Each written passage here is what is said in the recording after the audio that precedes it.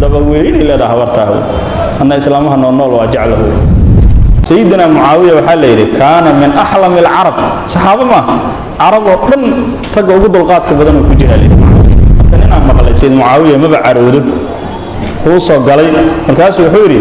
وحنكرر معاوية هو يدا كل شيء إن هذا قدر تدو يجور سيدو دبوين إلى ده هورته أن إسلامها نور وجعله رضي الله تعالى عنهما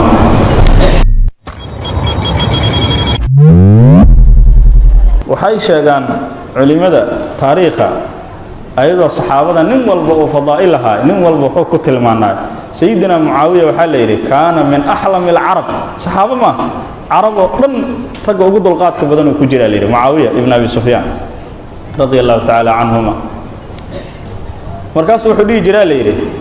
waligii uma caroonin cid aan awood u leeyahay ka adag ah iyo cid aan ka adkayn waligii ma careysiinayo marka nin aan maqlay sayid muawiya ma bacaroodo ana ka careysiinayo uu soo galay markaas wuxuu yiri madaxweynaha waa markaas madaxweynihii islaamka waa adlubu minka an tuzawijani walidataka waxaan ka rabaa muawiya hooyada ku dhashay inaad ugu dartido ii guurisido hooyadiisay ahayd hind bint utba samahayn islaantii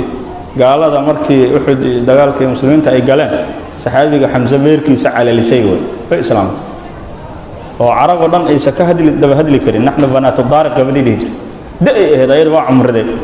hooyada inaad ii guuridaan rabaa muawiya falaha hooyadu waxay leedahay yiri duburun kabiirun daba weyn ilaa habartaahu anna islaamaha nool waa jaclahu oo madaxweyne saasoo ku dhahay سيد معاوية مركز تقصد وحويري ذلك سبب حب أبي لها هو يدي إنه يقف نول تهاي فوحا بهي كجعلاد ويري كسو قرس يا فاكسو جعلاد مركزو نكي خسنة دي سهاي وحوي كويري أعده 1000 دينار نكان كن دينار سيوري ليشتري جارية كل من شهوة هيدا فايه قوار يرها كقرس كن دينار سيوري والعقالي مركز سيد معاوية عجيب والله مدحوين ايش هاد الجيرانة الله اسكور ده هداد مدحتويه ده هرمرته والقلوب له ده ولا يوحى لقى الشيء كذا إله نصبوي مركا غضبك